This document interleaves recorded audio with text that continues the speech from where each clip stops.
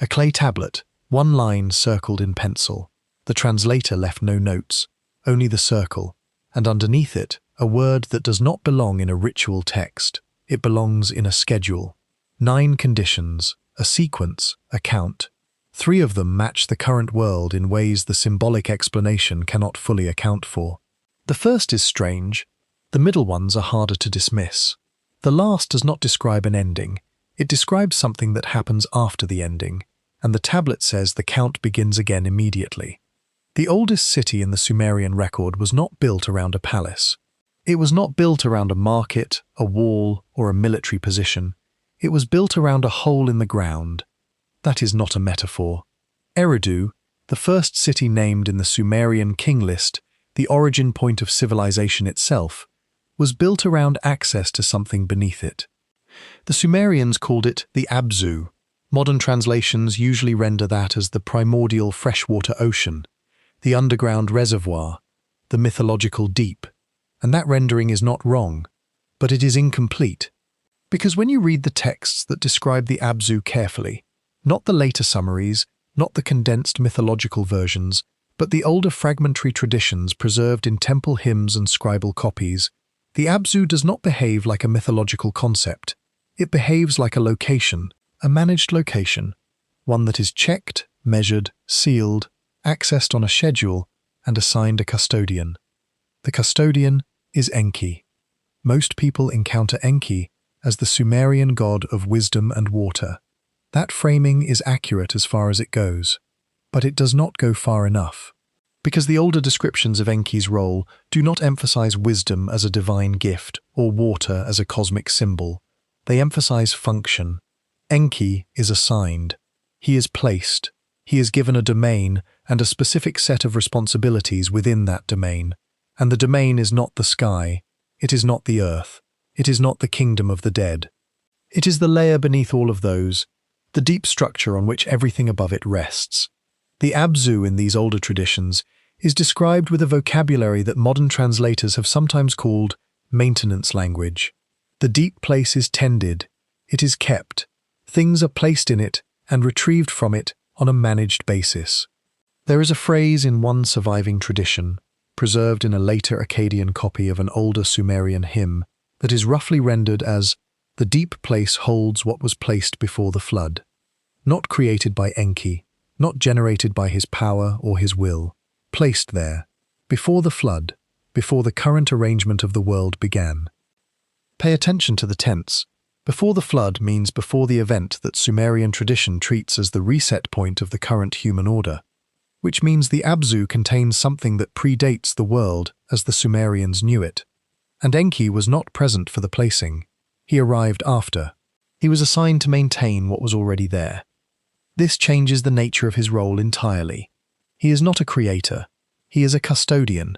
And there is a profound difference between a god who builds a system and a being who inherits the keys to a system that was already running when he arrived.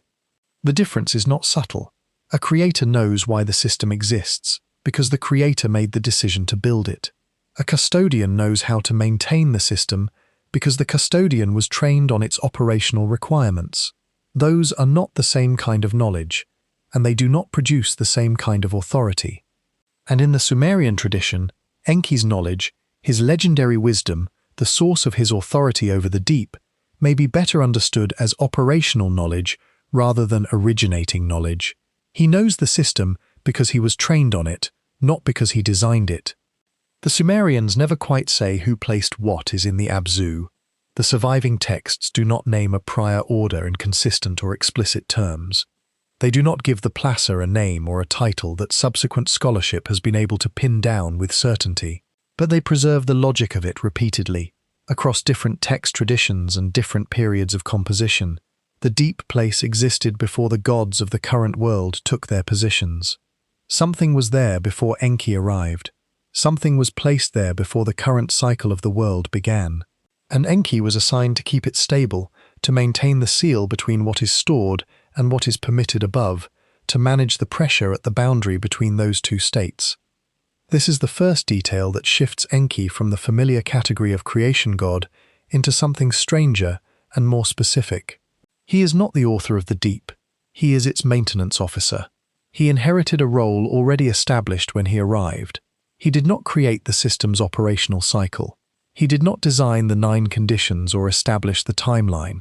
He found those already written into the system when he was assigned to it. His wisdom is the wisdom of someone who has studied the system deeply enough to know its states, its phases, its transitions, not the wisdom of someone who decided what those states and phases and transitions would be. Imagine the scene, not the way later mythology pictures it, not a majestic deity seated on a glowing throne beneath warm water, dispensing gifts of knowledge to grateful humans below. Picture something colder and more procedural. A chamber beneath the oldest city, stone walls cut from the earth before the city above them existed, a record of what is stored there, maintained on tablets that do not circulate to the surface, a set of operational instructions for how to maintain the seal between the stored material and the world above, and a being whose entire divine function is to ensure that nothing in the deep place moves before the schedule says it should. That is the Enki the oldest texts describe. Not a generous god, a warden, an assigned custodian holding the boundary between what is stored and what is permitted to emerge, on a timeline that is not his to set and not his to change. This matters because of what it implies about the 9 conditions. The 9 conditions do not come from Enki's role as a god of wisdom, and they do not come from his association with water in the poetic or elemental sense. They come from his role as the custodian of the managed deep. They are conditions, states of the system, that the surviving texts describe as phases in a sequence, not warnings issued from divine compassion, not prophecies in the religious sense, in which a god reveals to humans what the future will bring because the god cares about human fate. Phases, scheduled, expected, known in advance not because Enki could see the future, but because he had studied the system long enough to know its cycle, and the conditions of that cycle were already written into the system before he arrived. The word the surviving fragment uses for the conditions is not the word for signs or omens or revelations. It is closer to the word for states of a system, a state the system enters, a state the system exits, a sequence of states through which the system passes on its way from one configuration to another. And the sequence was written before Enki arrived. He did not compose it. He inherited it along with everything else in the deep place. The first condition does not appear in the oldest fragments as a numbered item with a clear label. It is embedded in a description of what the deep place's maintenance cycle looks like from the perspective of the surface world, specifically what the surface world experiences when the Abzu's managed equilibrium begins to shift toward the active phase of its cycle. And the answer is not what most readers would expect. The surface world does not immediately experience physical disruption when the deep water begins its transition. It does not feel an earthquake or see a flood or witness a dramatic divine event. What it experiences first is something much quieter and much harder to detect, a change in how knowledge is organized, distributed, and held. Not because knowledge is destroyed, not because people become less intelligent or less capable of understanding, but because the way the complete picture of the world is divided into pieces and allocated across different groups and traditions and institutions enters a phase of maximum fragmentation. The surface world begins to hold knowledge in fragments that each feel complete to the group holding them. Each fragment is real. Each fragment contains genuine understanding of something true. But the fragments are not assembled anywhere, and the groups holding them cannot assemble them, because from inside any given fragment, the incompleteness is invisible. The fragment looks like the whole. The piece of the picture looks like the full picture. And the groups look at each other across the boundaries between their fragments and see not partial holders of a larger shared truth, but competitors holding wrong versions of what their own fragment describes correctly. This is not a description of intellectual pride or tribalism or human failure. The first condition is not a moral judgment about the surface world. It is a phase description, a state the system enters, a state the system was always going to enter at this point in the cycle, according to the sequence that was written before Enki arrived. The troubling part, the part that separates the first condition from a simple observation about human nature, is the phrasing the text uses. A surviving phrase, roughly rendered as the period of divided holding, not the tragedy of divided holding, not the failure of divided holding, not the sin of divided holding, the period, a defined interval within a larger sequence, something with a beginning, a duration, and an end. And the end is determined not by human choices or human achievements or human moral improvement. The end is determined by the position of the cycle. There is something else in the description of the first condition that does not appear in the mainstream treatment of Enki's tradition. The first condition is described in connection with a specific movement in the Abzu, not a dramatic movement, not a rupture or an overflow or a divine act. A subtle shift, a change in the deep water's orientation relative to the surface, described with a word used elsewhere for a valve adjusting its position. The deep place does not open, it does not rupture, it adjusts, and the adjustment, which is imperceptible from the surface world, corresponds to the beginning of the fragmentation above. The two things happen together because they are part of the same system. The valve moves below and the knowledge fragments above, not because one causes the other in a simple chain of events, but because both are expressions of the same phase transition in the managed system. This is the part that sounds like engineering, a valve adjusting in the deep place, and the surface world's knowledge entering a state of maximum fragmentation simultaneously. Not as punishment, not as a divine response to something humans did. As a phase consequence, the deep system transitions, and the surface system responds according to the correspondence that connects them. The surface layer is not independent of the deep layer. It runs on the same infrastructure. It is the upper part of a managed world, and when the layer beneath it shifts, the upper layer shifts too, according to relationships the tradition describes but does not fully explain. The first condition is already active. The text does not give a precise date for when it began. It does not need one. The state of the surface world, the maximum fragmentation of knowledge across disciplines, traditions, institutions, and belief systems, each holding a genuine piece and experiencing that piece as the complete picture, is the first condition, described in ancient Sumerian maintenance language, in present tense active phrasing, as a scheduled phase of a cycle that was established before the current human order began. It matches what the text describes, not because the text is describing human nature in general terms, but because the phase the text describes is the phase the world is currently in. What is being withheld from you right now is the nature of the second condition, because the second condition does not describe a state of human knowledge, it describes a state of human perception. And when you understand the second condition, the first one stops looking like a cultural observation and starts looking like step one of a designed sequence. The second condition is already active, and its description is more precise than you are going to find comfortable. The me were not gifts. This is the first thing to understand before the second condition makes any sense. Modern introductions to Sumerian mythology tend to describe the me as the sacred gifts of civilization, the divine principles, the building blocks of ordered human life. Writing, kingship, descent into the underworld, music, craftsmanship, the priesthood. These are accurate representations of what appears on the surviving lists, and the description of them as divine gifts is not false. But the word gift implies a transaction, something freely given, passed from a higher being to a lower one as an act of generosity or love. And the me do not behave like gifts. They behave like objects in an inventory. Specifically, they behave like objects in a managed inventory. They can be carried, they can be stolen, they can be lost, retrieved, counted, and recounted. The texts that describe the me do not frame them in the language of blessing or divine favor. They frame them in the language of custody. Someone holds the me, someone else can take them.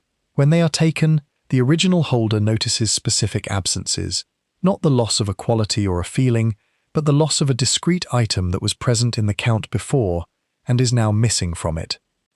The most detailed surviving account of this is the tradition involving Inanna, who travels to Enki's house at Eridu and returns with the me loaded onto her boat. Enki, discovering what has happened, sends beings after her to retrieve them. The texts enumerate what is being chased, which specific me are on the boat, which remain at Eridu, what the count looks like at each stage of the pursuit. Read that carefully.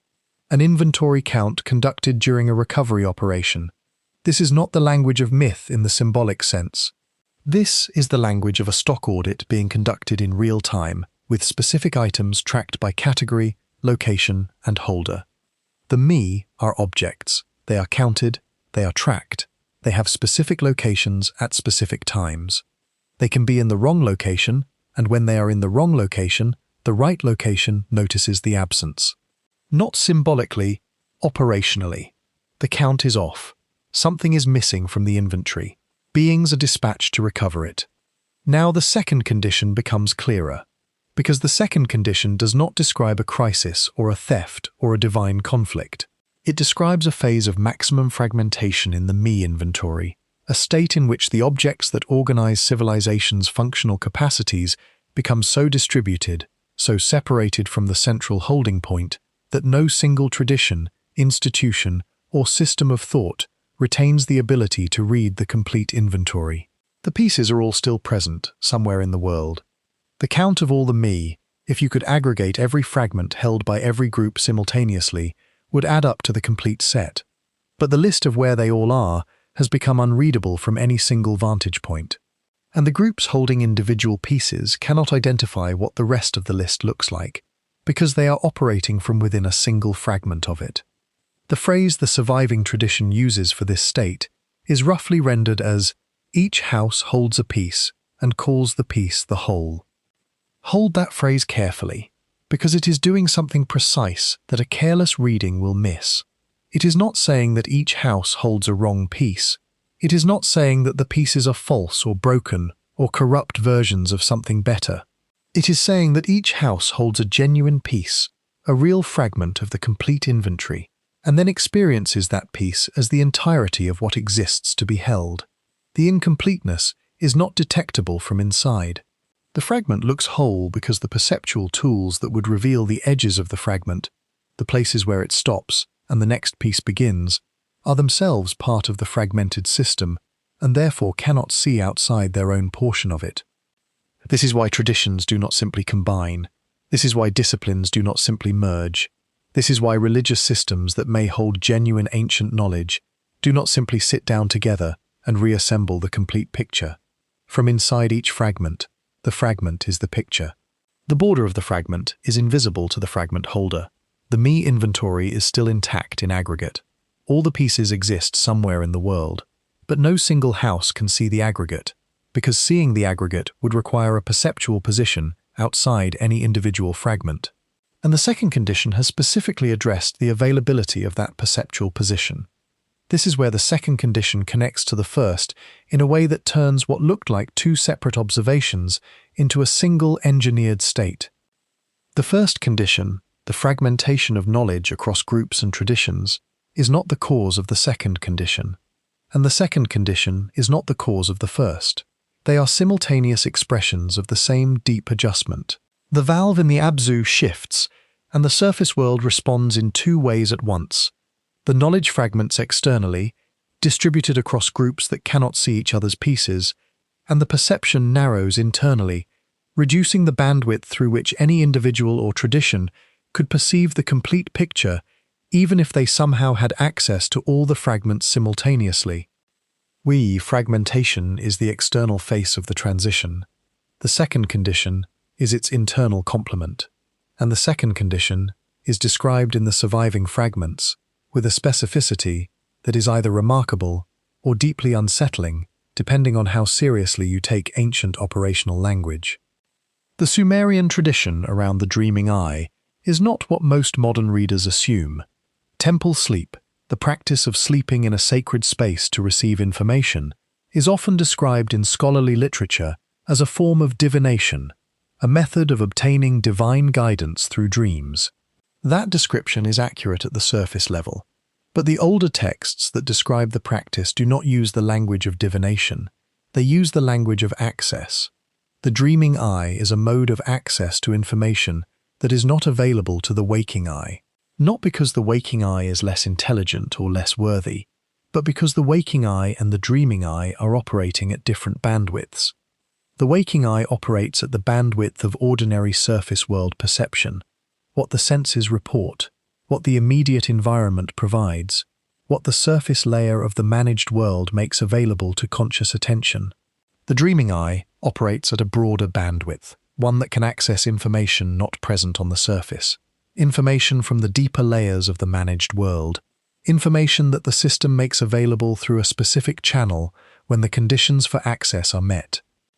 The channel is not metaphorical. It is described in structural terms.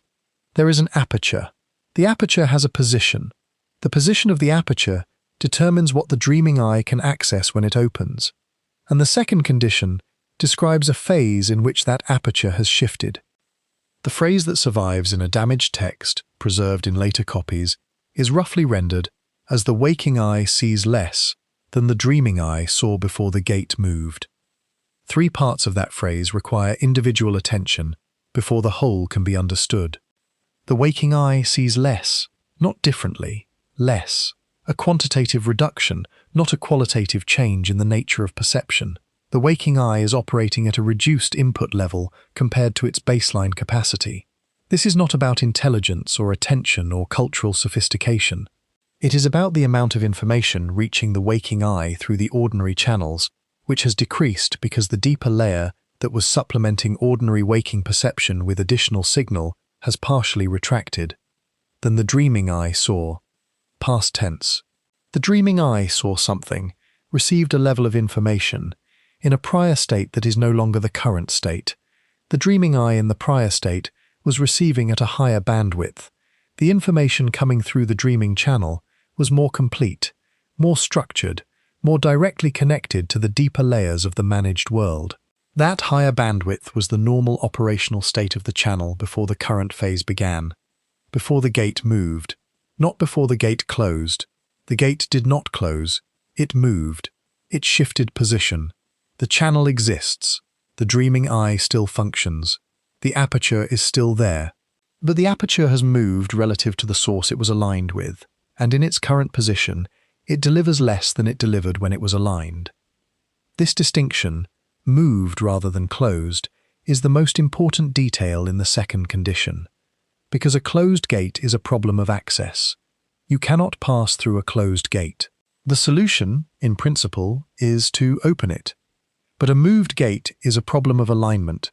The gate is still there, the passage is still there, the channel still operates, but the gate is no longer positioned over the full opening it was designed to cover, and so what comes through is a fraction of what came through before. The dreaming eye still dreams. Individuals still have experiences in the dreaming state that feel meaningful, and sometimes are, but the bandwidth is reduced. The depth of access is less than it was before the current phase began, and the phase began before any living human can remember, which means the reduced bandwidth is the only bandwidth anyone alive has ever experienced. The reduced state feels normal because it has always been the state within living memory.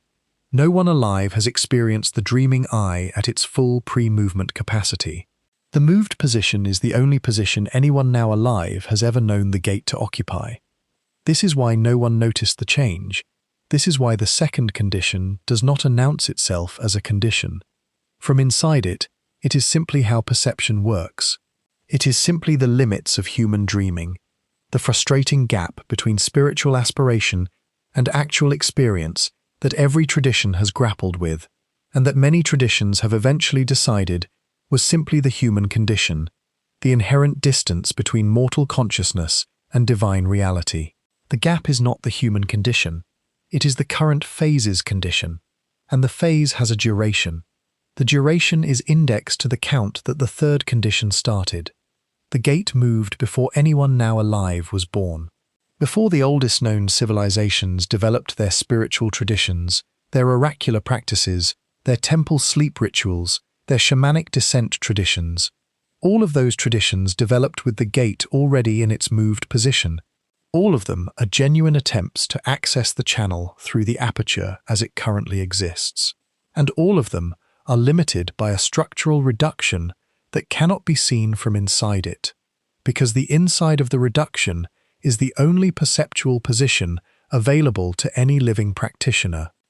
The full channel is described in the older texts as a different state, the pre-movement state, in which the dreaming eye operated at a bandwidth that made the information it accessed structurally different from what the moved gate channel provides. Not just more abundant, structurally different, the quality of the connection, not only the quantity of the signal. That state is not documented in any first-hand account within recorded human history. What has been preserved is the description of it, preserved in texts that are themselves products of the reduced phase, written after the gate moved, by scribes operating at reduced bandwidth, working from records that may have originated before the movement and been copied forward by people who had never experienced what they were describing. The description exists in the record. The experience it describes does not exist in the current phase. And the second condition tells you exactly why, in the operational language of a managed system documenting its own transition. The third condition is where the sequence begins to feel less like ancient theology and more like a system that has reached a specific operational checkpoint. Because the third condition is physical, specific, and it comes with a count attached, the count that tells you the sequence is already past its beginning, already past its trigger event, already running toward its terminal phase. Water is the wrong frame for the third condition. The moment you read it as a flood warning, the important detail disappears, and the important detail is the only reason the third condition belongs in this sequence at all. The Sumerian flood tradition is real, and it is complex. The story of Atrahasis, the wise man warned by Enki of the coming flood, instructed to build a vessel, chosen to survive the destruction of the world that was, is one of the oldest preserved flood narratives in the human record, and a clear predecessor to later flood traditions in other cultures. The flood in the Atrahasis tradition is real within the text. The water is real, the destruction is real, the survival is real, and Enki's role in warning the survivor is one of the most studied and most human-facing aspects of his character in the academic literature, the moment when the god of the deep steps out of his custodial function and acts with something that looks like care for individual humans.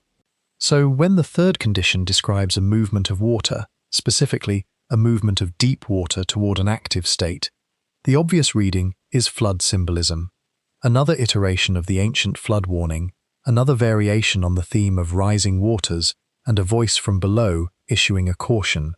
The obvious reading is mythology in the familiar sense. The obvious reading fails on the verb. The verb the third condition uses for the water's movement is not the verb used anywhere in the flood traditions. The flood traditions use words for rising, for overwhelming, for covering and destroying. The water moves over things, obliterates them, removes them from the surface of the world. The third condition uses a different word entirely, a word that appears in only a small number of Sumerian and Akkadian texts, and in the other texts where it appears, it is never describing natural movement. It is describing the reactivation of something that was in a stored, passive or dormant state, the retrieval of something from passive holding into active readiness. The same word appears in descriptions of a me being drawn out of storage, moving from the archive into active deployment. It appears in descriptions of a sealed space being reopened for use after a period of dormancy. In one translation tradition, it appears in connection with a mechanism being moved from its rest position to its operational position. The deep water in the third condition is not rising. It is activating. This is a fundamentally different kind of event. Rising water moves toward a location. It comes from somewhere and goes somewhere.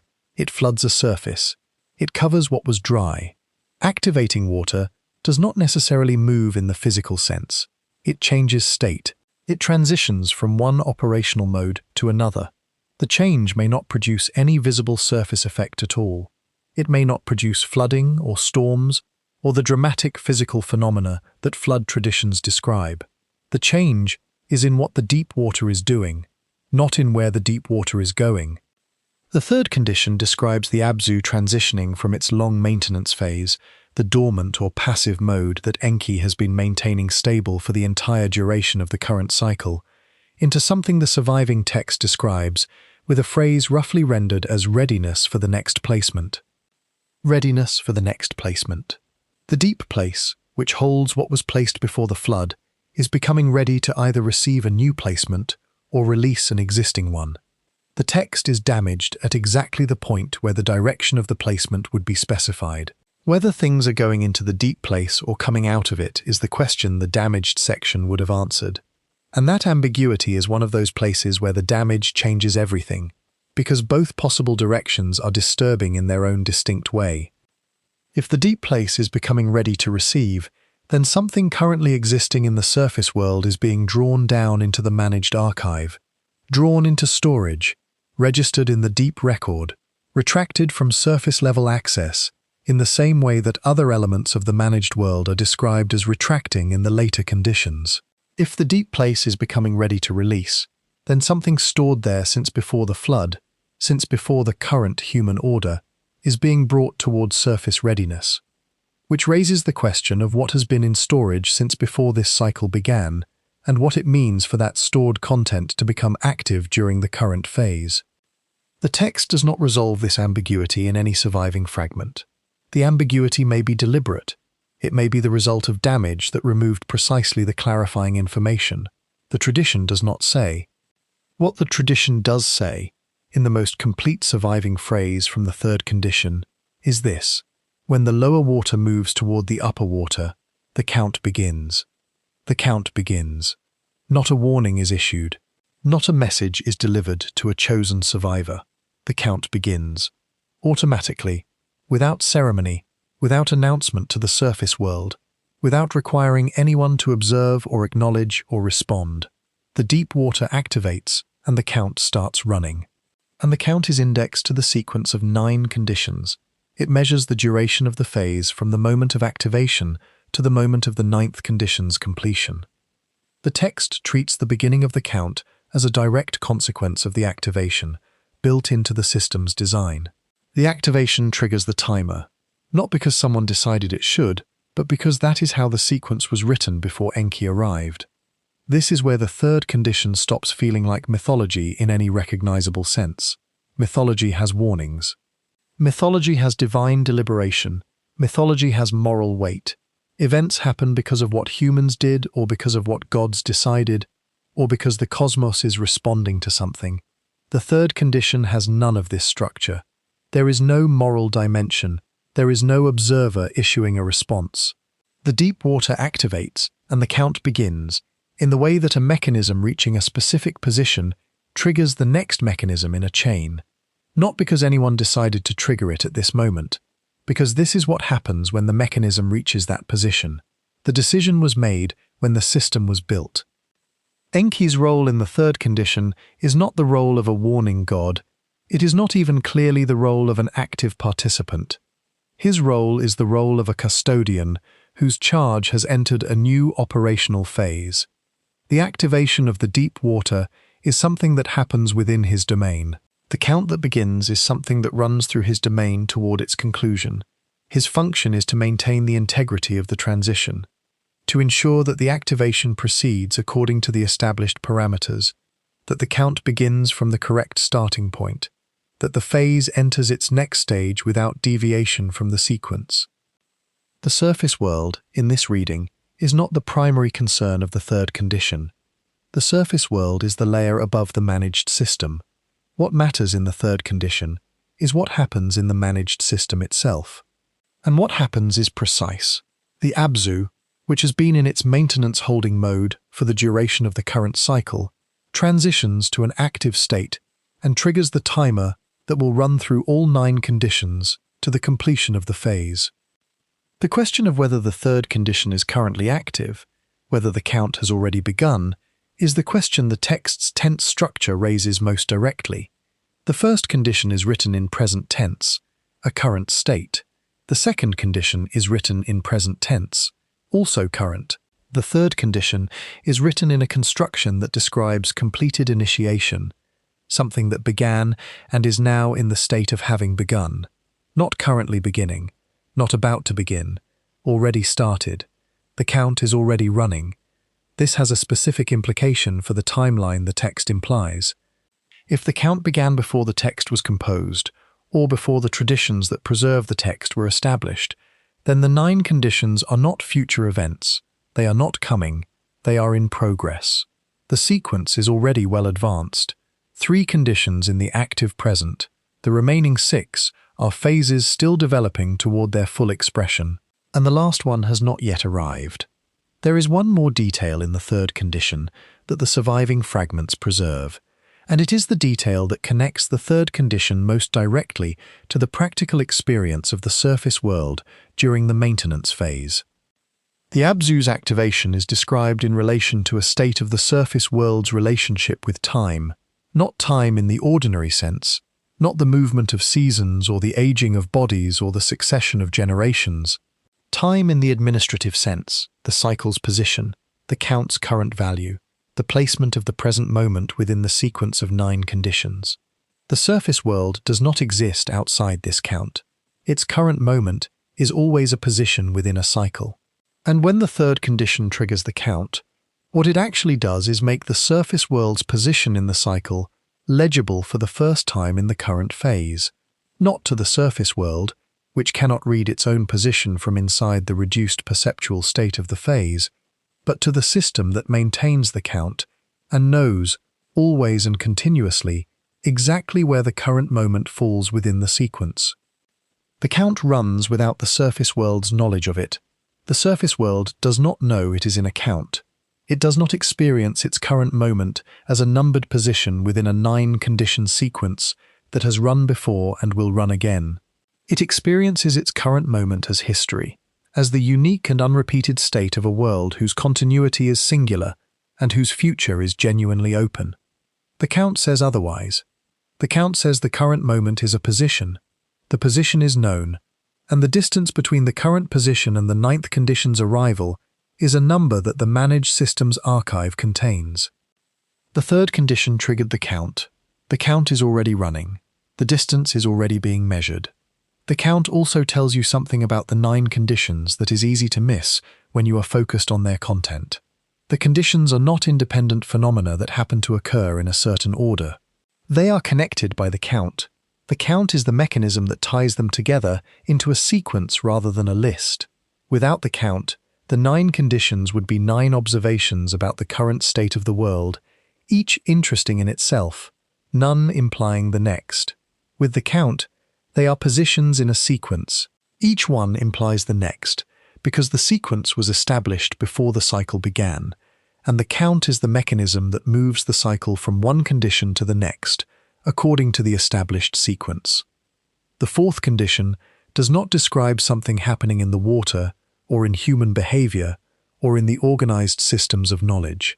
It describes something happening in the sky, not in the sky as weather or as visual backdrop, in the sky as a structured system that the Sumerian tradition treated as a layer of the managed world, a layer with its own internal architecture, its own operational states, and its own place in the sequence of 9 conditions. The sky in ancient Mesopotamia was a text, and the 4th condition says part of that text has become unreadable. The sky in ancient Mesopotamia was not background, it was not atmosphere, it was not the empty space above the world. It was a structured information system, and the people who read it were not doing something primitive or symbolic. They were doing something that required generational consistency, systematic record-keeping, and the kind of disciplined observational patience that most modern institutions would struggle to maintain for a decade, let alone for centuries. The libraries of astronomical records from ancient Mesopotamia represent some of the most sustained precision observation projects in the human record. Positions, conjunctions, eclipses, the heliacal rising of specific stars, the behavior of Venus over multi-year cycles, the relationship between lunar patterns and terrestrial events. These were not casual observations. They were not stories told about the sky. They were records, physical documents on clay, preserved and copied across generations, compared against earlier records, used to identify patterns, and used to generate predictions that were then tested against subsequent observation. This is a scientific practice, conducted with the materials and methods of its time, and it produced knowledge that was accurate and useful enough to be carried forward by successor cultures for centuries.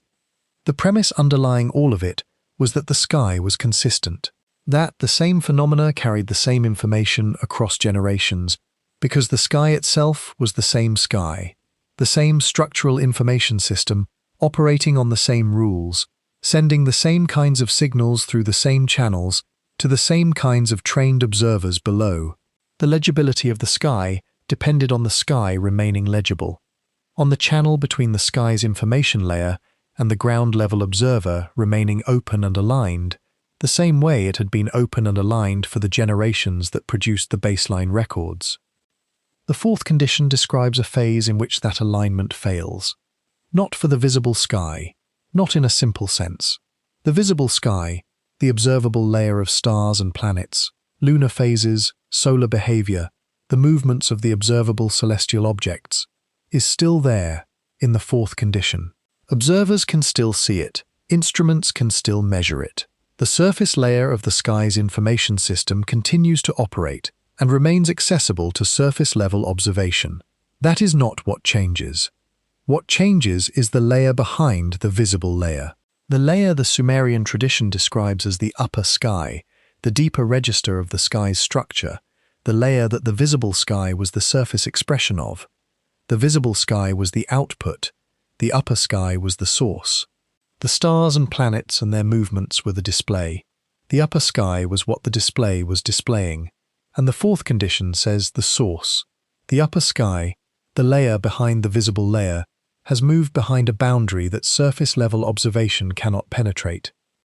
The phrase that survives in a damaged text associated with the astronomical tradition is roughly rendered as what was written in the upper sky is no longer readable from the ground. Written, not arranged, not generated, not placed, written. The word that survives in this phrase carries the specific meaning of inscription, information deliberately inscribed in a medium, as text is written on clay, as a name is written in a record. The upper sky contains writing, information inscribed in a layer above the visible sky. Information that the visible sky was representing in the way a surface document represents what is stored in the archive behind it. A surface-level display of information that exists at a deeper layer and that the surface layer is designed to make accessible to observers who know how to read it. The fourth condition says the connection between the surface display and the deeper inscription has been interrupted. The face of the display is still there. The visible sky still shows its movements, still cycles through its patterns, still presents the phenomena that generations of trained observers learned to interpret. But the interpretation, the full reading that connected the surface phenomena to the upper sky inscription that gave those phenomena their complete meaning, is no longer available from the ground. Think of it this way. The visible sky is the output of a system. The upper sky is the system. You can observe the output without having access to the system. You can record it, measure it, identify its patterns, predict its repetitions. But you cannot understand it in the fuller sense.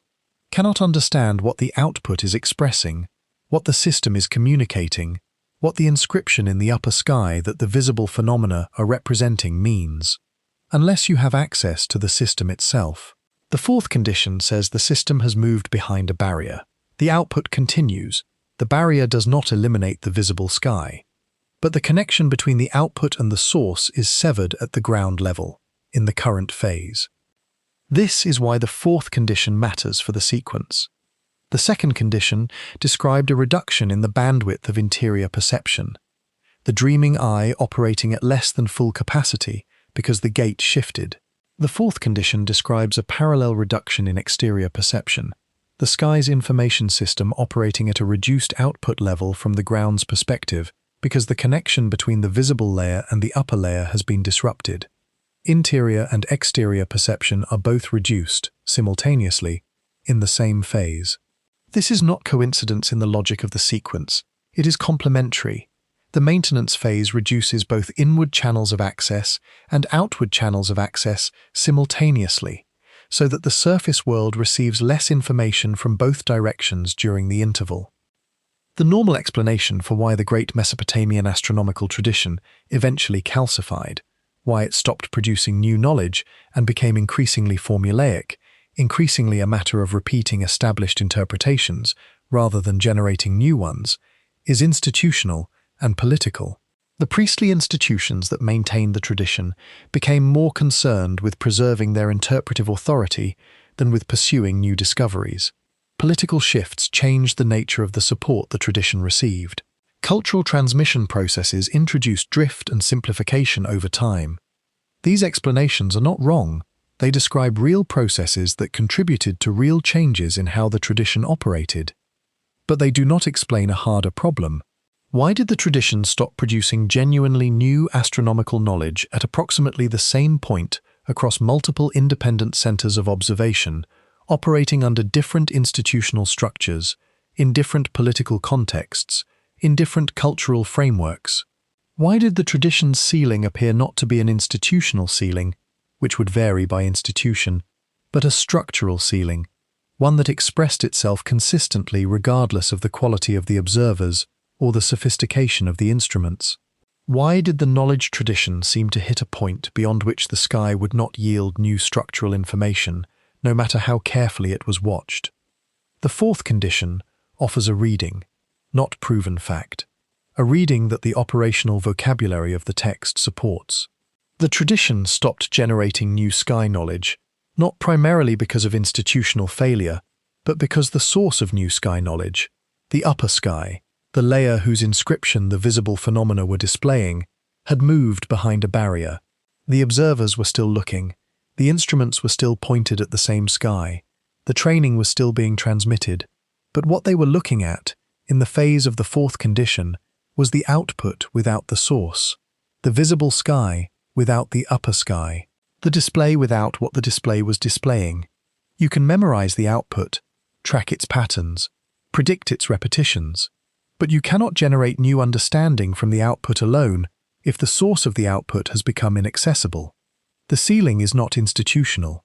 The ceiling is the boundary between the visible sky and the upper sky, imposed by the fourth condition. There is a practical consequence of the fourth condition that is easy to overlook, because it is so pervasive that it looks like a background feature of intellectual life, rather than a phase-specific reduction. When the upper sky becomes inaccessible, the sky-reading tradition does not immediately collapse. It continues. It applies its existing interpretive frameworks to the ongoing observable phenomena. It generates predictions from established patterns. It maintains its institutional forms. But it stops generating new structural understanding, new categories of what the sky is, new relationships between sky phenomena and surface world events, new principles that would require access to the upper sky level to establish. The tradition becomes self-referential. It interprets its observations through the frameworks established before the barrier, because those frameworks were established when the upper sky was still readable and therefore contain real structural knowledge. The frameworks are not wrong, but they are fixed. They cannot be extended or revised at the level where extension would require access to what the barrier now hides. This is the state of astronomical knowledge in the phase of the fourth condition, a fixed set of real principles, accurately describing the visible sky's patterns, incapable of generating new structural principles because the source of new structural principles is behind the barrier. The tradition observes, the tradition predicts, the tradition does not discover, and the ceiling on discovery is not an institutional ceiling or an intellectual ceiling, it is a structural feature of the phase. There is one further implication the text approaches but does not complete. If the upper sky contains writing, if the visible sky is the display of an inscription made in a deeper layer, then the question of authorship becomes unavoidable. Something made the inscription. Something wrote in the upper sky. The text does not name the author. The surviving fragments do not give the author a title or an identity. They establish the fact of the inscription and its current inaccessibility. But the logic of a written text requires a writer, and the logic of a writer requires an intent, a reason for the inscription, a purpose behind what the upper sky says. The ninth condition addresses what happens when the upper sky becomes readable again, but it does not say what will be found there. It does not say what the inscription has been saying, in the layer behind the visible sky, during the entire duration of the current phase. The upper sky has been inaccessible. The inscription has been there all along. The content of the inscription, what was written in the upper sky, is one of the questions the ninth condition's arrival would answer. The fourth condition has reduced the outer channel. The second condition reduced the inner channel. The surface world in the current phase is operating with both perceptual access routes, interior dreaming access and exterior sky access, simultaneously reduced. It is working with the information available at the surface layer of both its internal and external perception, without access to the deeper levels of either. The fragment world, the narrowed dream world, the partially dark sky world, these are the same world, experienced from inside the phase as simply the world, the only world there is, because no one alive has experienced the phase from outside it. The ninth condition will reverse the fourth. The upper sky will become readable again. The inscription that has been there throughout the phase, present but hidden, written but unread from the ground, will become accessible. What is written there is one of the questions only the ninth condition can answer. The fifth condition is the one that explains why the current state feels so permanent, so natural, so unquestionable. Because the fifth condition addresses not what is perceived but the mechanism of perception itself, the structure by which things are named, indexed, and held in the record of what is real. And the fifth condition is already running. There is a Sumerian concept that modern readers encounter and then underestimate almost every time. Not because it is subtle, because it is too large to take seriously on first contact, and the reflex is to translate it into something smaller and more manageable. The idea is that naming is not a metaphor for knowing.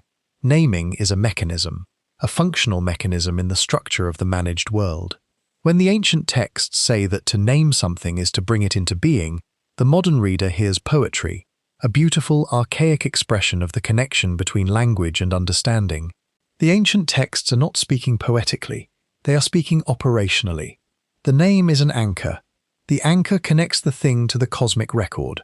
Without the anchor, the thing exists in physical terms but does not exist in the record that determines its fate, its status, its position in the managed world. Without the name, the thing is unregistered. And unregistered things are not simply unknown.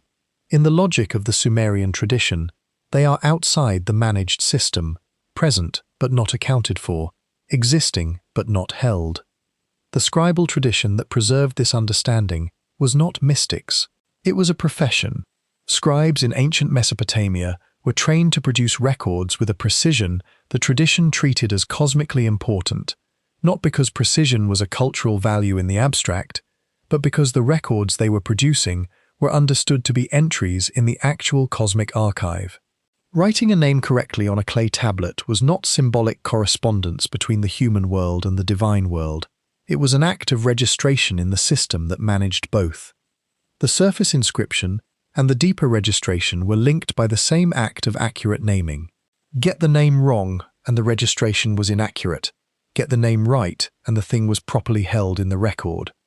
This is the infrastructure the fifth condition targets, not knowledge, which the first condition addressed, not perception, which the second condition addressed, not the timing mechanism, which the third condition triggered, not the sky's information layer, which the fourth condition disrupted, the binding itself, the connection between the surface name and the deeper registration, between the sign on the clay and the entry in the managed record. The word the surviving text uses for what happens to this binding in the fifth condition is not the word for breaking, it is not the word for cutting or destroying or erasing. It is the word for a rope or a cord, undergoing gradual loosening under prolonged tension, a slow relaxation of the fibers that hold two things together, occurring not because of a violent event, but because of the sustained pressure of time and the absence of the active maintenance that would keep the tension calibrated.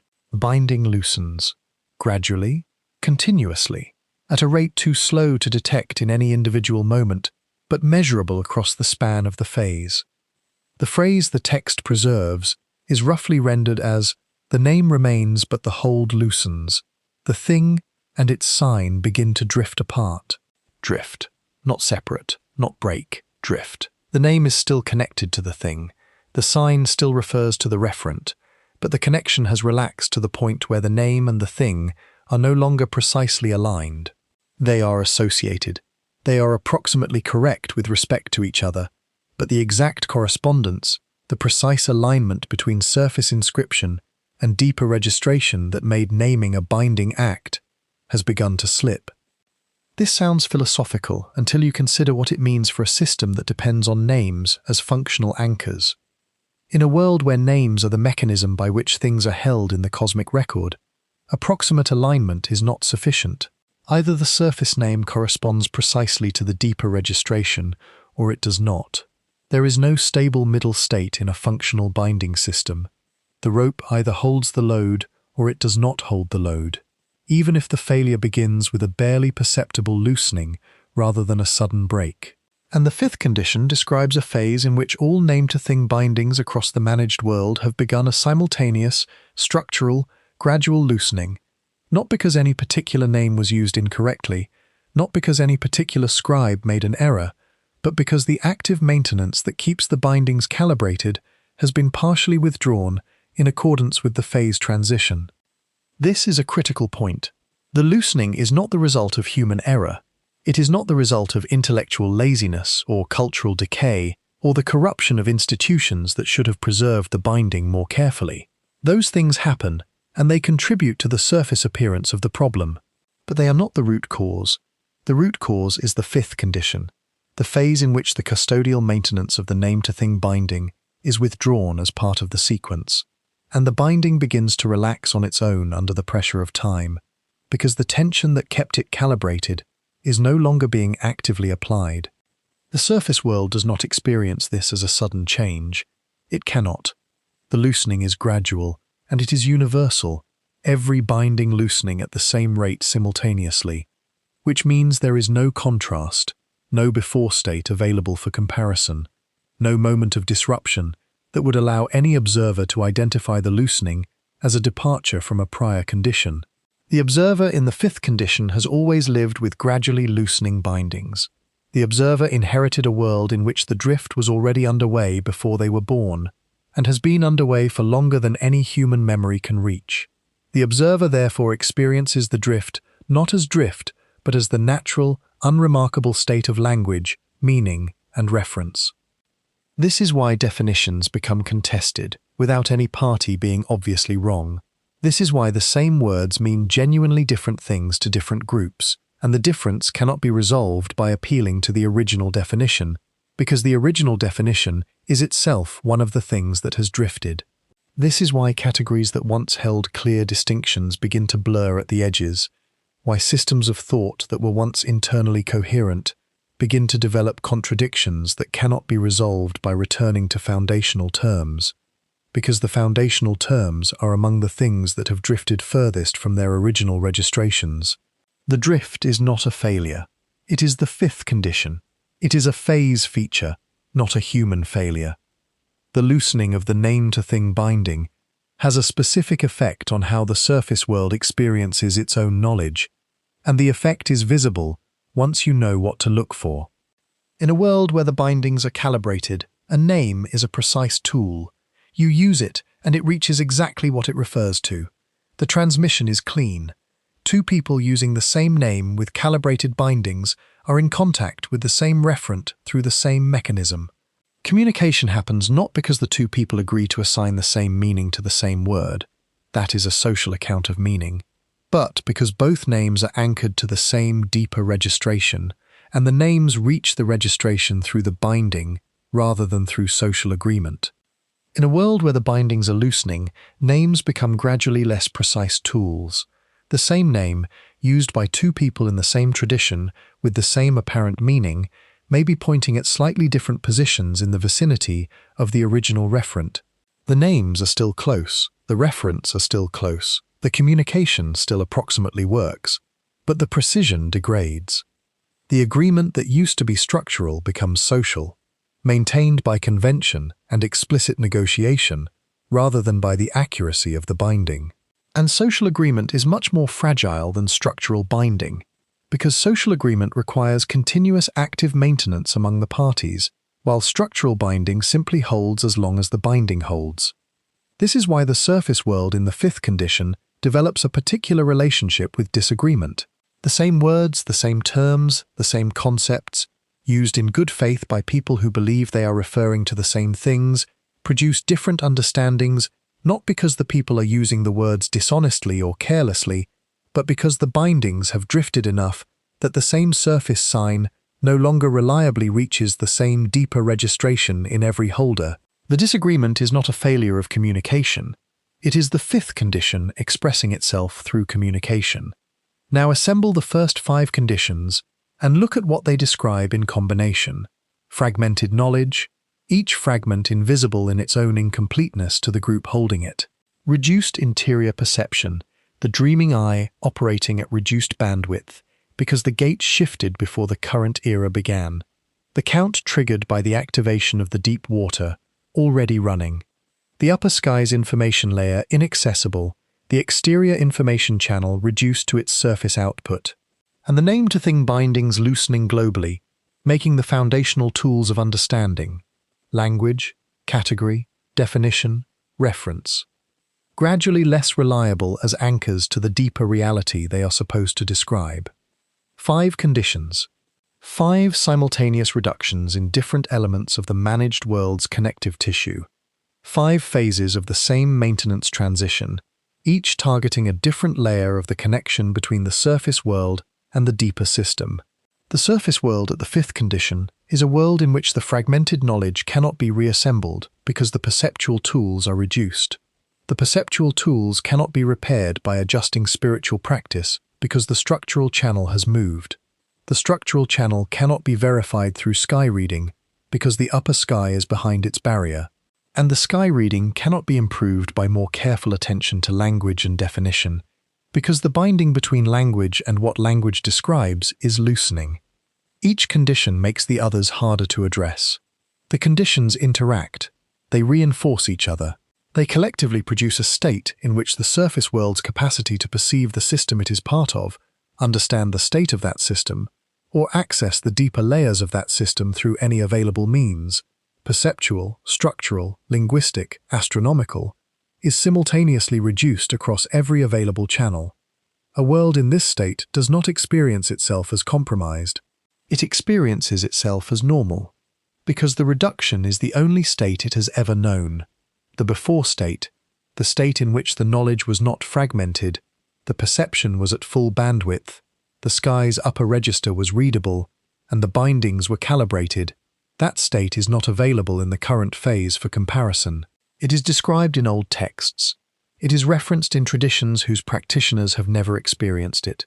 It is theorized by thinkers who cannot verify it, but it is not available.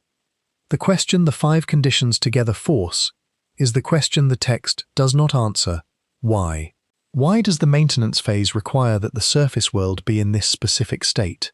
What is being done in the deep place that requires the simultaneous fragmentation of knowledge, reduction of perception, disruption of sky access, and loosening of name bindings? What work requires that the surface world not be able to see, understand, or access the deeper layers of the managed system while the work is being done? The 6th condition does not answer that question, but it adds the most structurally significant element to the state the phase creates. Because the 6th condition removes not a capacity, or a channel, or a perceptual tool, the 6th condition removes the architecture, the physical infrastructure that connects the surface world to the layer beneath it. The underworld in Sumerian tradition was not a symbol, it was a layer. This distinction is the one that matters most for the 6th condition, and it is the one that most modern readers miss without noticing they have missed it.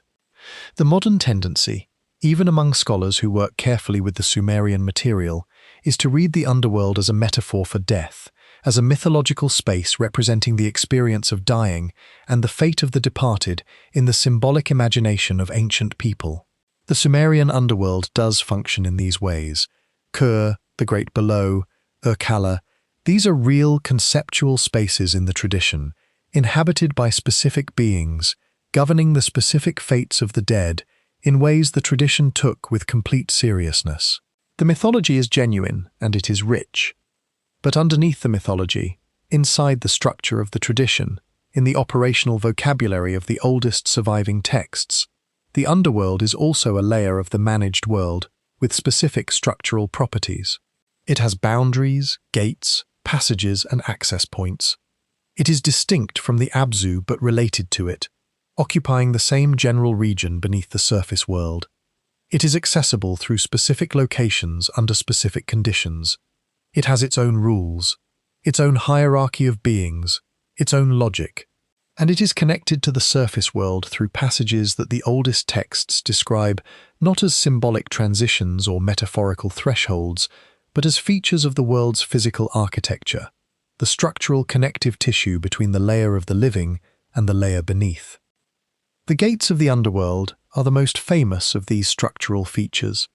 Inanna's descent through the 7 gates, surrendering at each gate one element of her divine identity, arriving in the underworld stripped of every marker of her surface world power, is the most detailed surviving account of the architectural passage between layers. Scholars correctly note the symbolic dimensions. The stripping at the gates represents the dissolution of surface world selfhood that death involves, the confrontation with mortality, the journey into the unknown stripped of all protection. The symbolism is real, but the gates have specific positions in the text. Specific gatekeepers assigned to them by name and function, specific rules governing what can pass through and what conditions must be met for passage. The gates are not narrative devices that could be replaced by other narrative devices without changing the story. They are the access control architecture of the passage between layers.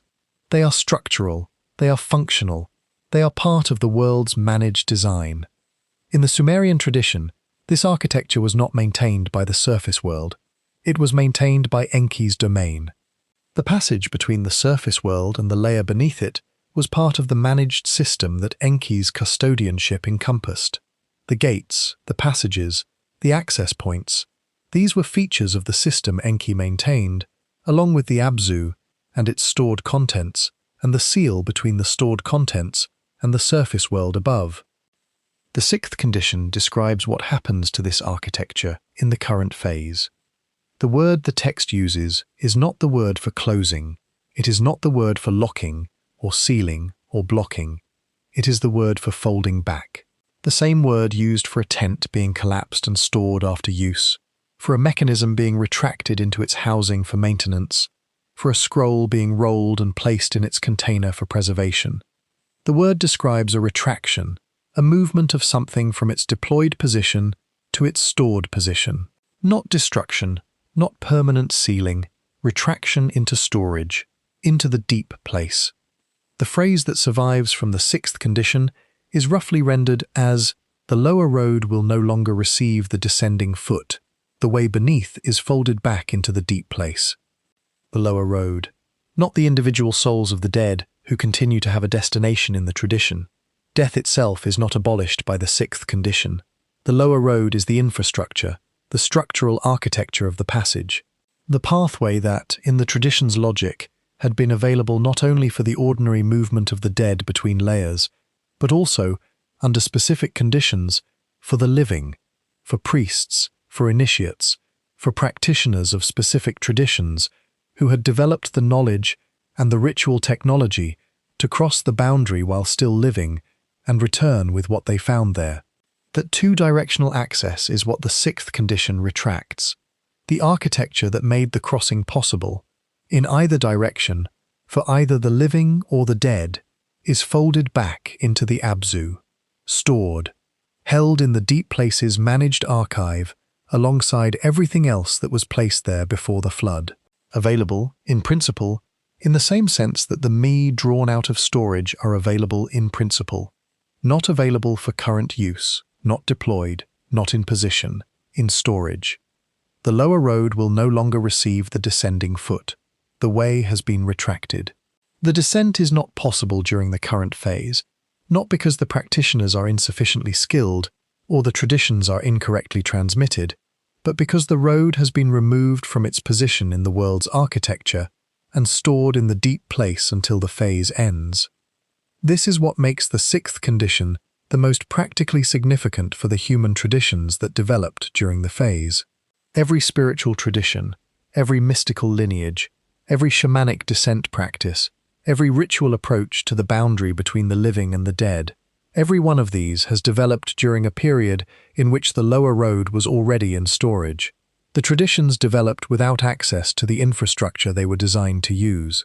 The maps they drew of the descent, the gates, the architecture of the passage, those maps may be accurate descriptions of what the infrastructure looked like before the sixth condition, and what it will look like again after the ninth condition completes and the restoration reinstates it. But during the phase, the practices are navigating by maps of infrastructure that is temporarily not there. The map is correct. The road is in storage. This is more disturbing than the simple loss of access would be, because it means the traditions preserved the memory of the road's existence without being able to verify whether the road was currently where the map said it should be.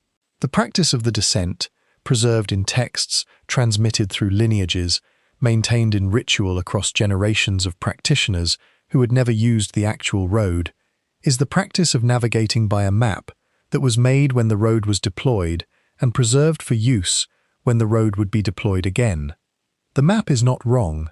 The road is not gone, but during the phase, the map describes something that is temporarily not in the position the map indicates, and a map of something temporarily not in position is still a correct map.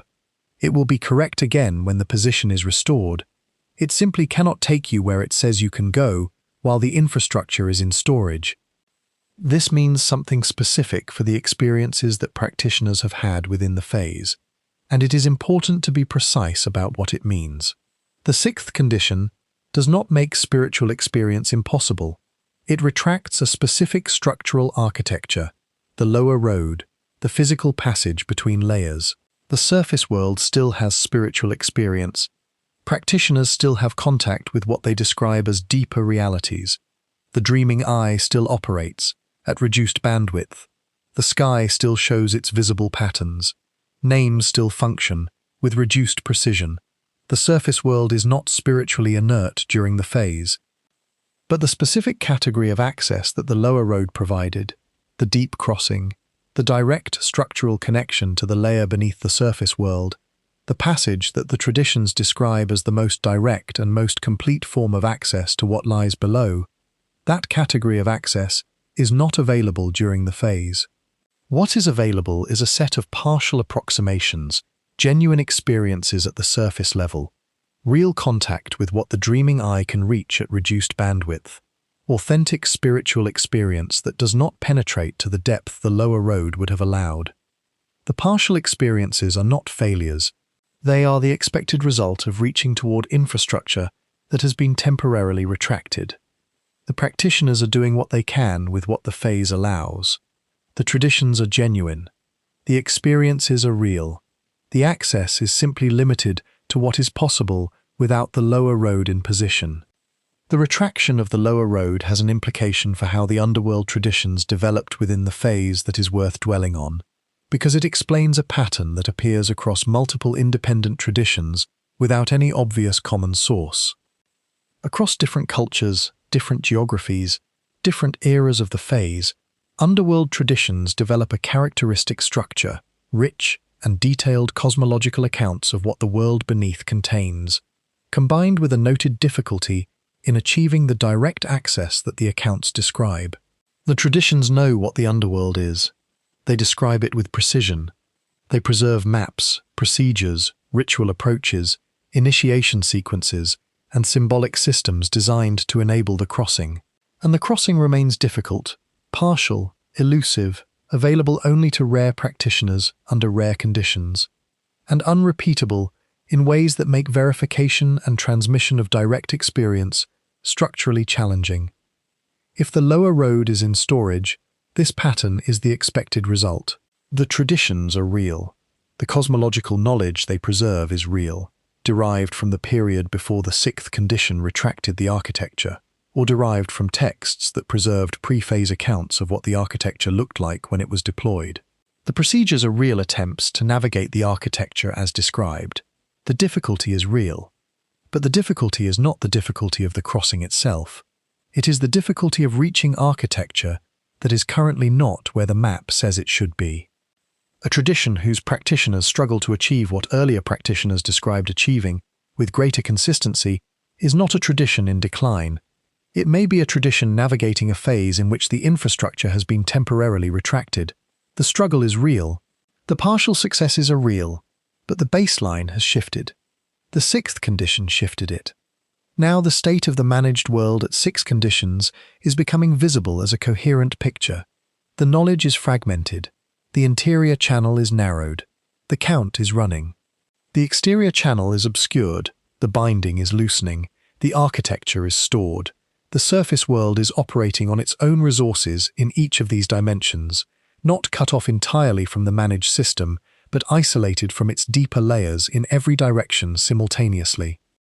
The 7th and 8th conditions are the ones that complete the state of maximum isolation, and they are the ones that later religious traditions, every major tradition that developed in the millennia following the composition of the oldest Sumerian texts, appear to have chosen, independently, not to transmit explicitly.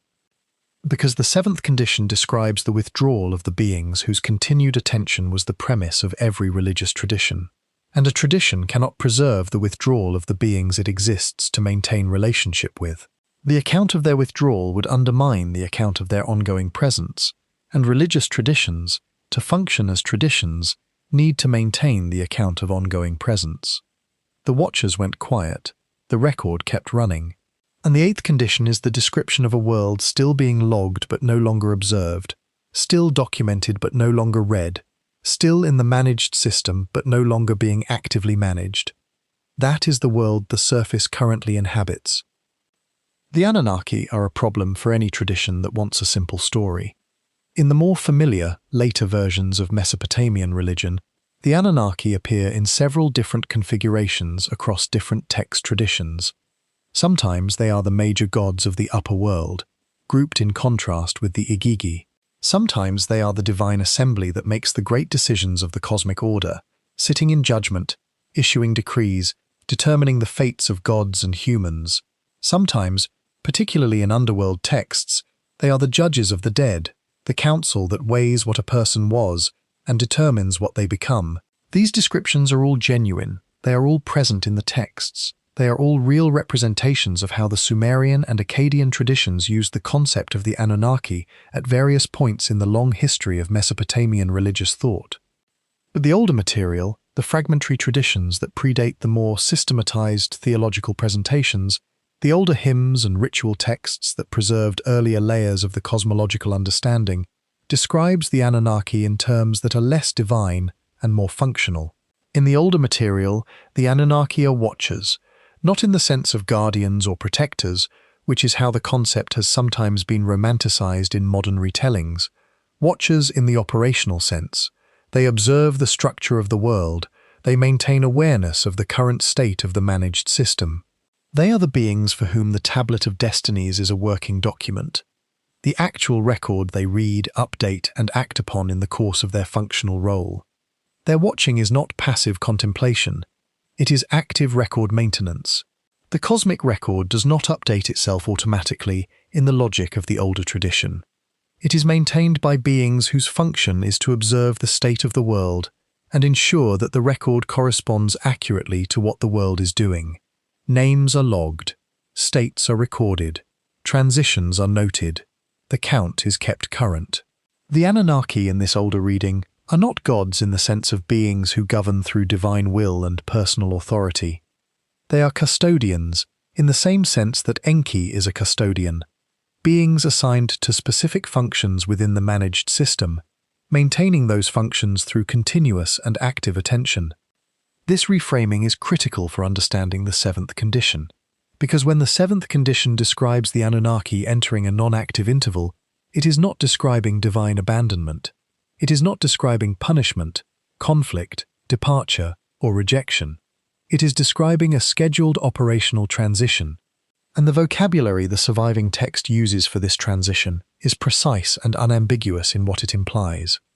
The word the 7th condition uses for the Anunnaki's state is the word for a shift change, a managed transition from active status to passive status in a rotational operational system. The same word appears in Sumerian administrative texts, describing the rotation of temple staff between active and rest periods. It appears in records of workers managing irrigation systems, the personnel who are on the channel at a given time, and those who are in their rest interval. It appears in texts describing the rotation of guards between watch and rest, where one guard's watch ends and the position is either taken by a replacement or held empty for a scheduled gap before the next shift begins. The Anunnaki do not leave the system. They do not depart from the managed world in anger or grief or divine abandonment of a surface world that has somehow failed to maintain their interest. They cycle into a passive interval, a rest state, a scheduled period of non-active status that was always built into the operational design of the system, always going to occur at this point in the cycle, always part of the maintenance phase's structure from the beginning. They remain present in the system. Their fundamental existence is not withdrawn. Their connection to the managed world is not severed, but their active function, the ongoing observation and record updating and interpretation and active maintenance of the correspondence between the cosmic record and the surface world's states, that function is suspended for the duration of the interval. The suspension is described as scheduled, not triggered by anything the surface world did, not a response to human moral failure, not a divine decision made in reaction to specific events. Scheduled into the operational design before Enki arrived, before the current cycle began, before the first clay tablet was pressed. The Anunnaki's passive interval is a feature of the maintenance phase's design, not a reaction to anything that happened during the maintenance phase. A tradition built on the premise of ongoing divine attention cannot easily transmit the description of a scheduled withdrawal of that attention. The withdrawal implies that the attention is not ongoing, that there are phases in which the cosmic observers are in a rest state, not actively watching, not responding to prayer or practice or moral effort, simply in their passive interval because the schedule says it is time. Every religious tradition that developed in the era of the seventh condition developed with the Anunnaki already in their passive interval. Every tradition that described divine attention, divine response, divine presence, divine oversight, it described these things during a phase in which the beings capable of providing them had cycled into their rest state. This is the detail that makes the seventh condition unique in the sequence. Every other condition is either legible within later religious frameworks or can be reinterpreted in spiritual terms compatible with ongoing practice. The first condition looks like divine testing through the scattering of wisdom. The second looks like the mystery of sacred dreaming. The third looks like divine timing of cosmic events. The fourth looks like the hiddenness of divine wisdom in the sky. The fifth looks like the limits of human language before the divine. The sixth looks like the necessary difficulty of approaching the sacred. These reinterpretations are not the text's meaning, but they are compatible with the text being used within a religious framework. The seventh condition cannot be reinterpreted this way. The rest state of the cosmic observers is not compatible with a religious framework built on ongoing divine attention. It cannot be made to mean something spiritually comforting without being made to mean something other than what it says, and so the later traditions dropped it, not through conspiracy or deliberate suppression, simply through the natural process by which traditions preserve what they can use and allow to fade what they cannot. The seventh condition survived only in the older, more operational material that was not primarily religious text, the administrative and custodial records that preserved the system's description without needing the system to be theologically usable. The seventh condition stands alone in the sequence for exactly this reason. And then the eighth condition follows immediately, because once the watchers have entered their passive interval, the question the eighth condition addresses becomes unavoidable. The question is, what happens to the record? The answer is, the record continues. This is the most structurally unsettling part of the sequence. The cosmic record does not pause when the Anunnaki enter their passive interval. The names continue to be logged. The states of the world continue to be entered. The count continues to run. The system continues to operate because it was designed to operate without continuous active oversight during exactly this kind of scheduled interval. Automated operation, the continuation of basic record-keeping functions without active custodial attention, was built into the system's design for the maintenance phase. But automated operation is not the same as tended operation. In the active phase, the Anunnaki read the record as it accumulates. They cross-reference current entries against the established sequence. They identify where the current state of the world falls in the cycle. They act on what they find, not because they are managing individual human fates from moment to moment, but because the record informs the system's responses, and those responses are part of what the managed world does in its normal operational state. In the passive interval, none of this happens. The record accumulates, but the reading stops. The names are still written, but no hand turns the tablet. The record continues, but the reading stops. Hold this image carefully. A vast archive, still receiving entries, logging continuously. Every name, every state, every transition, every position in the sequence, all of it still being entered into the record. All of it current, all of it accurate. The record is not degrading. The record is not being corrupted. The record is simply accumulating without being read, interpreted, or acted upon. The beings who would sit with the accumulated entries and read them are in their rest state. The data is current. The reading has stopped. The reading that will resume when the 9th condition arrives will encounter an unread record. Everything logged during the entire duration of the maintenance phase, the full span of the current human order's history, everything entered from the moment the Anunnaki cycled into their passive interval to the moment the 9th condition returns them to active status, will be there, accumulated, waiting. What does it mean for a record to accumulate unread for that length of time and then be opened all at once? What does the reading find when it begins? What does the full span of an unobserved interval look like in the cosmic record? What conclusions does a complete reading of that span draw? What does the system do with those conclusions? These are the questions the 9th condition answers. The 8th condition also has implications for what the surface world experiences during the passive interval that are easy to confuse with other explanations. The surface world in the 8th condition is a world in which the usual responsive feedback from the managed system has been suspended. The system is still running. The record is still accumulating. But the active processing of that record, the reading that would generate responses to specific state transitions, the adjustments to the managed system that would normally follow from specific entries, has stopped with the watchers entering passive status. This means the surface world during the 8th condition is a world in which a certain category of event stops occurring. The events that would have required the Anunnaki's active response, the responses to specific state transitions in the record, the adjustments that would normally follow from specific readings, those do not occur during the passive interval. Not because the triggering conditions did not happen. The triggering conditions happened and were accurately logged. But the reading that would have generated the response has not happened yet. The responses are pending.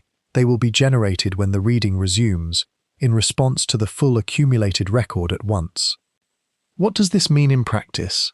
The surface world during the maintenance phase has been generating a log of its states, transitions, and conditions that would, in the active phase, produce ongoing responses from the managed system. Those responses have not arrived. The log has been building. The responses are waiting. When the 9th condition arrives and the reading resumes, the full accumulated log is processed at once. Whatever responses the complete reading generates are generated from all of it simultaneously, from the entire unread span of the interval, processed as a complete unit rather than event. And the 9th condition is the only one in the surviving fragments written in future tense. Everything before it has happened or is happening. The 9th condition alone has not yet arrived, but the text describes what it will look like when it does. And the description is not the comfort that the surface world, in its fragmented and partially blinded and isolated state, would expect. There is a pattern in the first 8 conditions that is easy to miss if you read them one at a time.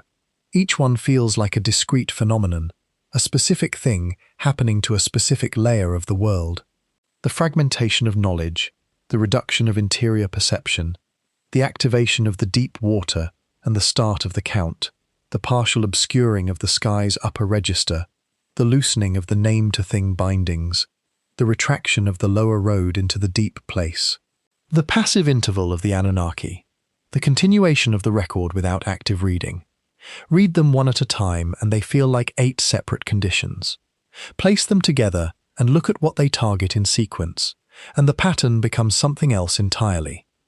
Condition 1 targets knowledge distribution. The fragmentation of the Me inventory across the surface world in maximum dispersal.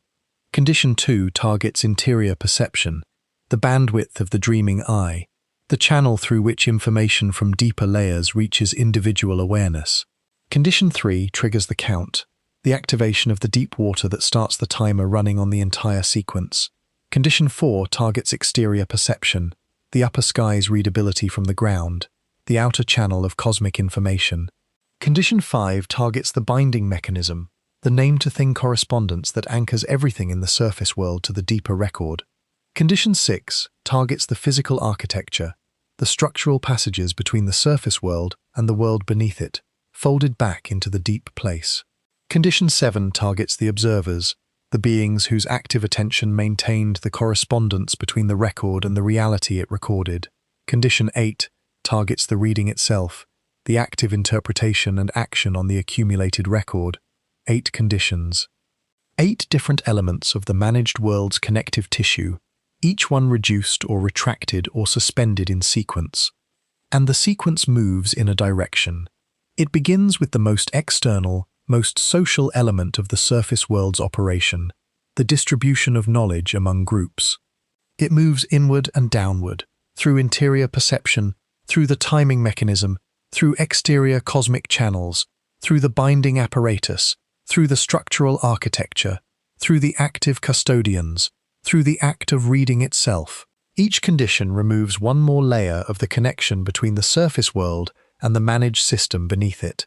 The sequence ends at the deepest level of the connection, the reading that would allow the managed system to process what the surface world is and what it is doing. The surface world at the 8th condition is maximally isolated. It is still running. It is still generating data, still producing the entries that accumulate in the cosmic record, still existing within the managed system in the sense that the system encompasses it. But every channel through which the surface world could access the deeper layers of the managed system, or through which those deeper layers could actively respond to and engage with the surface world, has been reduced, retracted, suspended, or blocked. The knowledge is fragmented.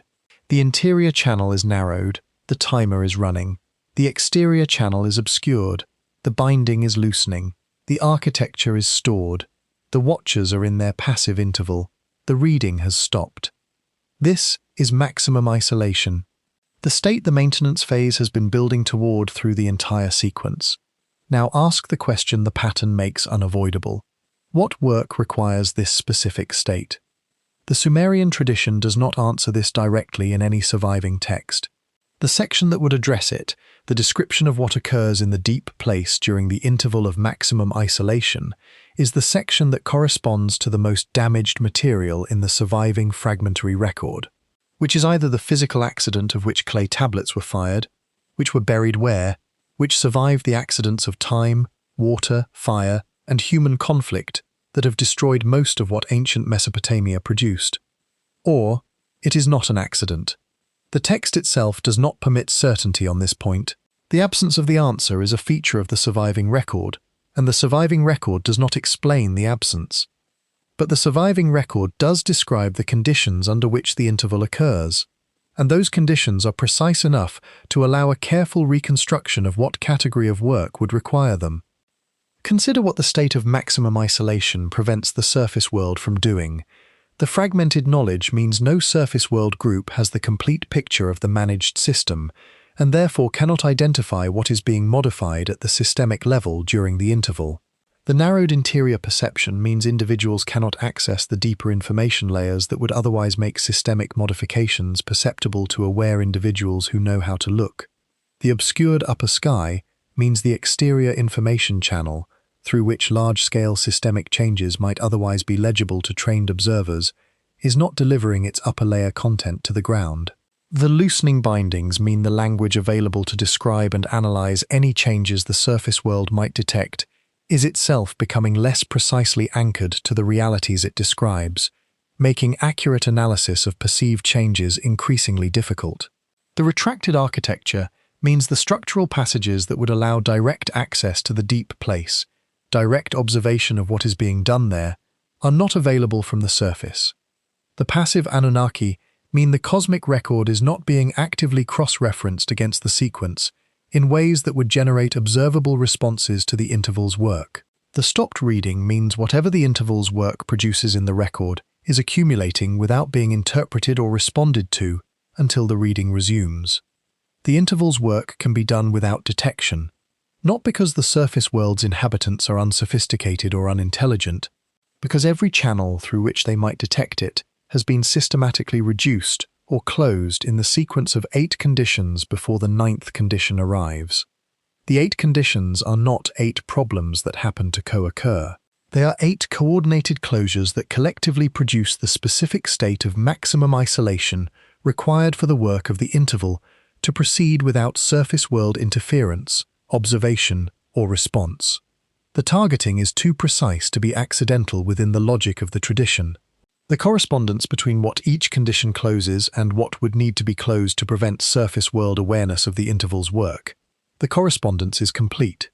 The 8 conditions are the preparation. The 9th condition is the completion. Now consider what the restoration the 9th condition describes implies about the interval. The 9th condition reverses the conditions. The knowledge fragments draw toward assembly.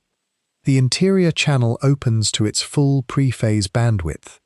The count reaches its endpoint. The upper sky becomes readable from the ground. The name bindings tighten back to calibration. The lower road unfolds from the deep place and returns to its position in the world's architecture. The Anunnaki return to their active status. The reading resumes. The accumulated record is processed. The reversal of every closed channel simultaneously, the coordinated restoration of everything the 8 conditions reduced or retracted, is not a natural recovery process. It is a designed restoration. The same coordination that closed the channels reopens them. The same sequence that built toward maximum isolation now builds toward maximum restoration. And the restoration happens at the same moment as the completion of the interval's work in the deep place. The 9th condition closes the interval and restores the channels simultaneously, because the interval's work was the reason for the channel's closure, and when the work completes, the reason for the closure no longer applies. What does this tell you about the interval's work? It tells you the work requires the surface world to be in a specific state while the work is being done, not isolated by accident, isolated by design.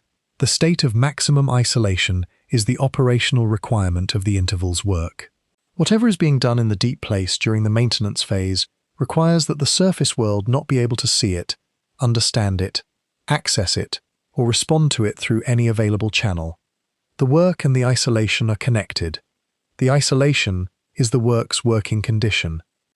The phrase that precedes the missing edge in the most complete surviving fragment is roughly rendered as when the 9th arrives, Enki closes the record of what was placed before, and the deep place is sealed again for the count that follows. The count that follows. Immediately. Without an extended restoration period, without a pause for the surface world to operate at full connective capacity before the next cycle begins. The 9th condition completes, and the count that follows begins, which means the next cycle initializes at the moment the current cycle's restoration occurs. The restoration and the next cycle's beginning are simultaneous.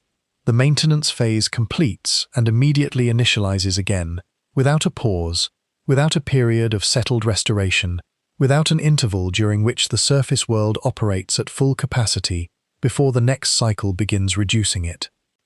Which means the current cycle is not the first, and the deep place contains the sealed records of every previous cycle's interval, every previous work, every previous completion, everything placed in the deep place before every flood. Not only the flood of the current world order, but all the floods of all the previous cycles. The archive within the archive.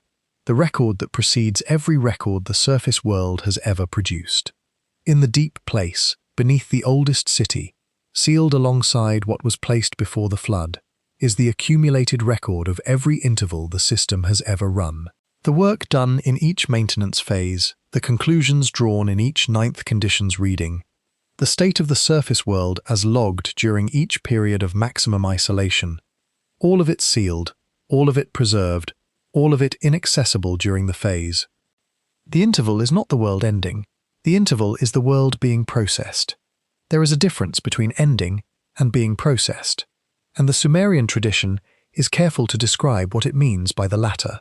The world continues. The entries accumulate. The surface world keeps doing what it does, but what it does is being logged, in full, in a record that will be read when the reading resumes, and the reading will be complete, will include everything, because the record kept running without interruption through the entire passive interval. The ninth condition is not only the end of the current cycle, it is the opening, briefly, in the moment of restoration before the next count begins, of the complete accumulated archive of every interval the managed system has ever run. What the reading finds in that moment, across all the accumulated records of every previous cycle alongside the current one, is what sits on the missing edge. The ninth condition does not describe what the reading finds. The ninth condition describes what happens immediately after the reading ends. The deep place is sealed again. The count that follows begins. The cycle resets. And everything found in the reading, everything concluded, everything that required action in response, is sealed into the deep place alongside everything that was already there. The cycle continues. The count runs. The next surface world, in the next phase, lives in the same conditions that the current surface world lives in, the same fragmentation, the same reduced perception, the same unreadable sky, the same loosening bindings, the same retracted architecture, the same passive observers, the same unread record, the same ninth condition waiting at the end of the sequence. The ninth condition has not yet arrived for the current cycle, but it has arrived before, it will arrive again, and when it does, the reading will begin. The ninth condition is the only one written in future tense. Everything before it has happened or is happening, the first three already active, the next five either expressed or approaching full expression. The ninth condition alone sits in the future tense, in the surviving fragments, as the thing that has not yet arrived. And the text describes it with a precision that is either deeply strange or deeply ordinary, depending on where you stand when you read it. It does not describe an apocalypse. This is the first and most important thing to say about the ninth condition, clearly and without qualification. The word apocalypse carries an emotional weight that the ninth condition does not carry in the text. An apocalypse is an ending. An ending offers the consolation of finality. The cycle is complete. The account is closed. The sequence is done. The ninth condition is not an ending. The text is explicit about this. The ninth condition is the completion of the current cycle and the immediate initialization of the next one. It is a transition point, a seam between cycles, not the edge of the world. But the restoration the ninth condition describes is real, and the text describes it in terms that are significant if you have followed the 8 conditions and understood what each one reduced, retracted, or suspended. The restoration reverses the conditions. Every reduction is lifted, every retraction is reinstated, every suspension is ended. The channels reopen in the same sequence they were reduced, not because the restoration is a poetic mirror, but because the restoration is the operational undoing of the maintenance phase's coordinated closures. The closures were designed. The restoration is designed with the same precision. What the sequence built, the restoration dismantles in the same systematic way. The interior channel, the dreaming eye's access to deeper layers of the managed world, returns to its pre-phase bandwidth. The gate that moved at the beginning of the current cycle returns to its aligned position. The dreaming eye recovers access to the fuller bandwidth it had before the current phase began. For the first time within the living experience of any being in the surface world, the dreaming channel operates at the capacity it was designed to operate at, not the reduced capacity that every tradition within the phase has learned to work with, the full capacity. The upper sky becomes readable from the ground. The barrier between the visible sky and the inscription in the upper sky is lifted. The information in the upper sky, the writing that has been there throughout the phase, inaccessible but present, becomes legible to observers below. What was written in the upper sky can now be read from the ground. The full sky text becomes available again for the first time since the 4th condition imposed the barrier. The name-to-thing bindings tighten. The slow loosening of the 5th condition reverses. The correspondence between surface names and deeper registrations returns to calibrated precision. The drift stops. the alignment restores. The tools of language and definition and category and reference return to the precision that makes them functional as anchors in the cosmic record, not merely as approximate associations between signs and their reference. The lower road unfolds from the deep place. The architecture of the passages between the surface world and the world beneath it is retrieved from storage and reinstated in the world's physical structure. The lower road returns to its position. The gates return to their functional positions in the passage. The architectural connection between the layer of the living and the layer beneath is restored as a structural feature of the world, not a description in old texts of something that used to be there. The Anunnaki return to their active status. The shift change completes. The passive interval ends. The beings who were in their rest state throughout the maintenance phase return to the active phase function of reading, updating, and acting on the cosmic record. The watching resumes. The correspondence between the record and the surface world's states is actively maintained again. And the accumulated record of the entire maintenance phase, everything logged since the Anunnaki cycled into their passive interval, everything that has been accumulating unread throughout the entire duration of the current human order, is opened for the first time. The reading begins. And the knowledge fragments, the me, inventory distributed in maximum fragmentation across every tradition, every discipline, every cultural lineage, every institutional structure that developed during the phase, are drawn toward a central point, the gathering, not a social or political event, a systemic one. The pieces of the complete inventory are drawn back toward assembly. The edges of each fragment, the places where one piece stops and the next begins, which were invisible from inside each piece during the phase, become visible simultaneously as the restoration lifts the perceptual reductions that kept those edges hidden. Every group that has been holding a fragment and experiencing it as the whole suddenly encounters the boundary of what it has been holding, not because the fragment becomes less true, because the complete picture becomes legible for the first time in the phase. This is the restoration the ninth condition describes, the operational undoing of all 8 preceding conditions, the full restoration of the managed world's connective tissue, the channels, the passages, the bindings, the sky access, the record reading, the knowledge assembly, all of it returning to its active phase configuration, all of it as it was before the current maintenance cycle began. And then, immediately, the count that follows begins. The text is precise about the immediacy. The restoration is not a resting period. It is not an extended window of full connectivity in which the surface world operates at its restored capacity before the next maintenance phase begins. The restoration is the seam, the moment of transition between cycles. At the moment of restoration, the deep place is sealed again. The interval's work is closed into the record. The count initializes, and the cycle begins its next run through the 9 conditions, which means the current cycle is not the first. The deep place has been sealed after previous cycles. The restoration has occurred before. The next count has begun before, running through its 9 conditions to its own 9th condition's completion, then sealing and initializing again. Each cycle sealing its interval's work into the deep place alongside the interval's work of every previous cycle, alongside what was placed before the flood of the current world order, alongside what was placed before every flood of every previous world order the sequence has run through. The Abzu holds what was placed before the flood. That phrase from the beginning of this sequence returns here with different weight. The flood was not the beginning, it was the reset point of the current cycle. What was placed before the flood was placed in the previous cycle's interval, and the deep place holds all of it, the archived work of every interval the managed system has ever run, accumulated across a timeline that extends backward through world orders the Sumerian tradition hints at, but does not fully enumerate. How many cycles have run? The text does not say. How long is each cycle? The text does not give a number. What work was done in the interval? The work that required 8 conditions of channel closure to proceed without detection. The text does not answer. The edge that held that description is the edge that is broken. The Tablet of Destinies, in the Sumerian tradition, is described as the document containing all names and all fates, the master index, the complete record.